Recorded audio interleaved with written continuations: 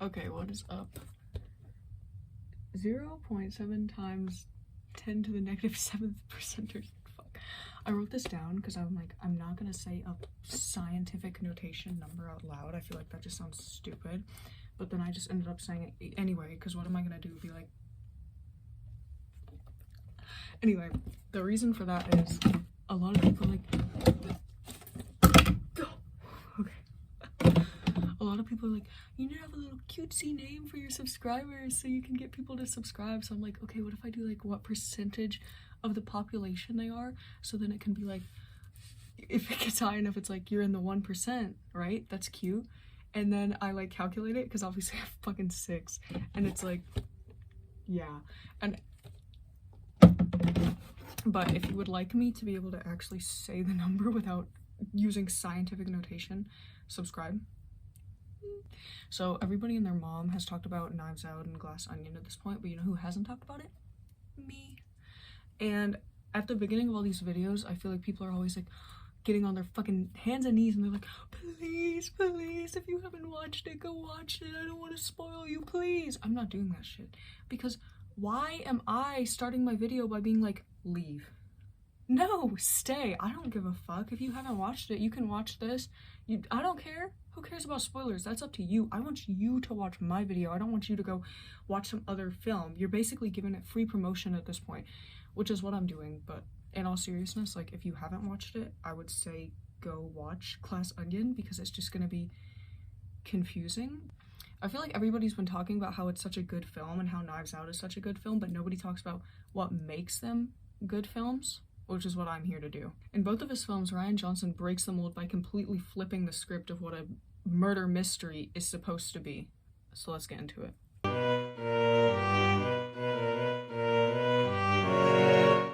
So before I get into like the actual films, I want to start with like what actually is a murder mystery and what is the setup that's come to be expected and what most people expect. So the standard format, I would say, you have your little setup. This is either like the actual murder or crime or whatever happened. So think like House, Criminal Minds, like any of those type of shows. They have their little intro segment where it shows like what they're going to be investigating.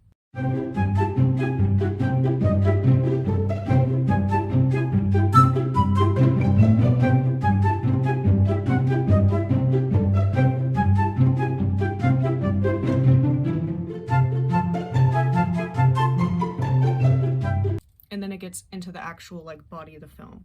And then this is the second part, the body of the film, where they're like investigating or they're trying to figure out what's going on and all these shenanigans are taking place and, oh, are they the murderer? Are they the murderer? Could it be this thing? What is it? Okay, it's affecting the larger blood vessels. It's gotta be giant cell arteritis. I'll start on steroids. It's affecting the smaller blood vessels. Gotta be lupus vasculitis. I'll start on steroids. It's affecting... Yeah, got it.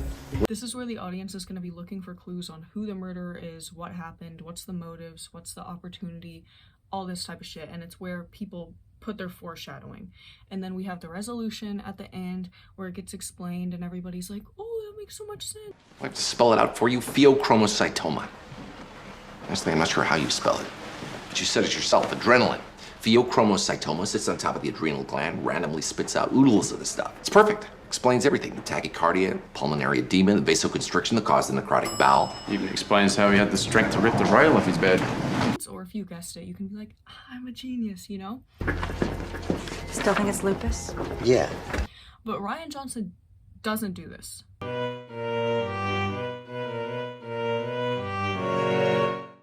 So let's take Knives Out, for example.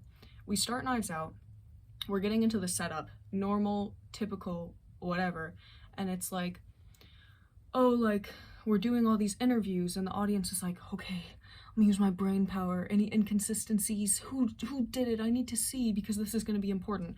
And, you know, we're basically in our normal murder mystery solving mode, and then we get to the final interview, and he just tells us who the killer is. He just straight up tells us who the killer is within the first 10 minutes of the film. Harlan, I have to get you help. You do as I say, and everything will be just fine.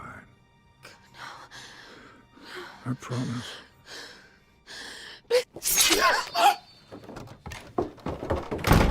And then it's like, am I even watching a murder mystery anymore. What he does in Knives Out is so brilliant because by telling us who the murderer is, he completely like changes what we're watching the film for. You see that, and then you just stop investigating. Like, everybody's on high alert for the first 10 minutes, and then we're like, oh, okay. And then you stop looking at clues that are so obvious when you rewatch them. It's crazy. And a little bird has told me, how shall I put this delicately? You have a regurgitative reaction to Miss Truden. Who told you that? Is it true? I know lying makes you puke. Because of that Mafia game last 4th of July. He subverts expectations, and he's already done it twice within the first 10 minutes of the film, because just through the marketing and everything that you see about it, you know it's going to be a murder mystery. So you're like, I'm going to go in expecting my typical thing.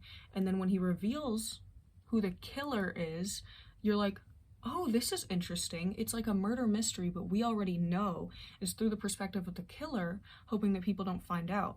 And then you get to the end, and he does it again with the plot twist. That's what makes Knives Out so good, because by taking us out of the story and out of trying to analyze this piece of film, he actually puts us in the story so that we can experience plot twists and things as they happen.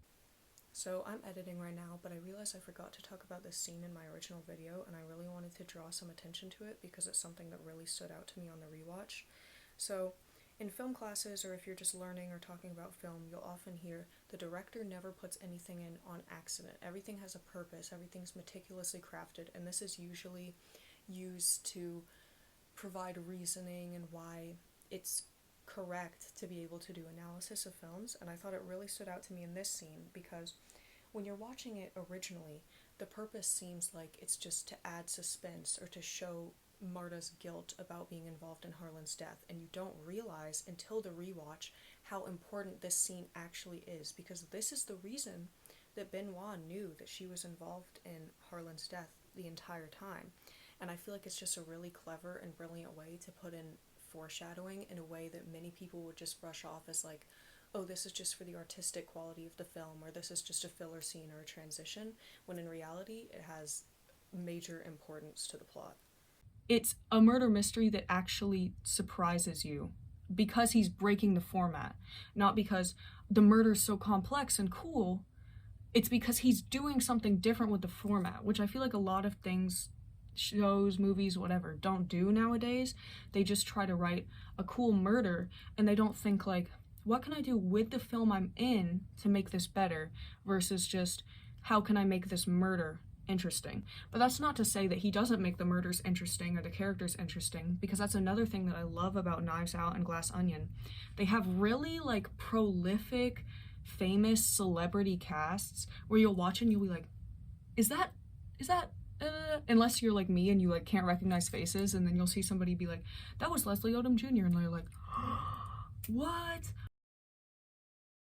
Seeing Chris Evans in Knives Out was crazy because I felt like I actually realized why he's a famous actor, because he was so good. You see him playing Captain America and it's just like, I don't care. Well, if he could do that, he could achieve heavy ion fusion at any reactor on the planet. Finally, someone who speaks English. Is that what just happened?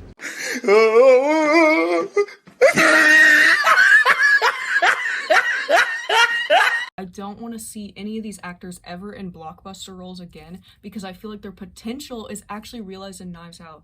Like, I feel like every actor that he gets is just playing such a different person than they would usually play that it's like, you do deserve fame. I didn't really recognize any of the people in Glass Onion, like, off the bat, even though, like, they're all very famous. Like, afterwards, I was like, oh, that's who that is. But, like, as I said, I can't, like, recognize faces, whatever, but I'm sure like if you did recognize them, you'd think kind of the same thing, where you'd be like, wait, like, they deserve it. You take this wildly successful film, Knives Out, then you're like, I need to write another one in the same series. But the problem with this is you're not going to be subverting expectations anymore. You're going to be writing one, everybody knows it's in the same series, it's by the same director, same main character, and they're going to be looking for tricks. So how do you trick the audience again?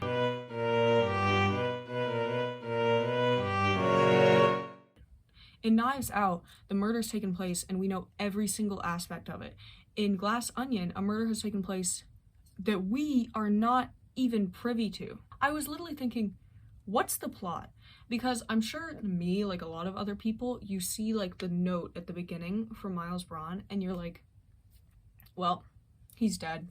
He's getting killed. Like, it's such an easy setup. And then you get to the island and you see him alive and you're like, okay, but he can still die. He can still die. And then he doesn't. He just doesn't. So then it's like, the entire first hour of the movie, I'm sitting here waiting for somebody to kill Miles. And I'm like, let me see, like, how are they gonna kill Miles? He makes it to the end. He's not dead. What? So because we're all waiting for Miles to die, and we're looking for clues about that, we're missing the most obvious clues about the real murder that took place. Oh, the baby blue. Iconic. You remember that night you almost pancaked me with it on the road outside, right? Anderson Cooper's birthday. Coop's parties are memorable. And then, by the time the plot twist happens, and you've looped back around to the start, everybody's forgotten those. Like, come on, you're not remembering 2 hours in the past to all the shit that happened. And I feel like that's what's genius. I forgot to mention this with Knives Out, but he's able to still include that foreshadowing. He's able to still tell us right on the screen what is happening, but instead of making the clues so hidden in the background that only if you're looking at it with a magnifying glass you'd be able to get them, he just directs our focus somewhere else in order to make the movie not obvious. I also want to talk about how great the plot twist is. You have Knives Out, and this one is one that tells us who the killer is right off the bat. The second one is something that tells us nothing at all. And then the plot twist is not, this is the killer, it's about the victim. That's what I love. I feel like they mirror each other and they're so different from each other. The only way they're like the same is in tone. Obviously you have the whole eat the rich thing that everybody's been talking about, but also just like what is revealed to us through the plot and through the plot twists are so different because a murder has taken place and we didn't even know about it. In the first one, none of the audience or none of the main characters that we're viewing through knew something that we didn't. There was that dramatic irony of the audience knows something that all these other characters didn't. In Glass Onion, they take the opposite and they have all the characters know something that the audience doesn't, and they're acting according to this, and that's what makes it such a great rewatch, and that's what makes it such a good film. In interviews, Rian Johnson has said, like, the film is through the perspective of Benoit Blanc, but we are through the perspective of the other people on the island that don't know what happened, that don't know why he's there, that don't know anything. So it's kind of interesting because it's like he's observing all of them, we're observing all of them, but we're observing him as well. He's once again bringing us into the story by breaking the formula because he's telling us nothing. It's like we're living here. We don't know a murder's taken place. They don't know a murder's taken place. Everybody's just confused. I've heard a lot of people talking about Knives Out, Glass Onion, how they compare, how they're different, which one's better. I feel like we shouldn't be examining it through which one's better. We need to examine it through how does this break the formula and how was Rian Johnson able to do it twice in totally different ways. That's what really makes these films great. It's not about the social commentary, it's not about the characterization, it's not about the murder itself, it's about the setup, it's about the formula, it's about the way he presents it, because that is really what is making these films interesting and fun to watch, and I'm so excited for the third one.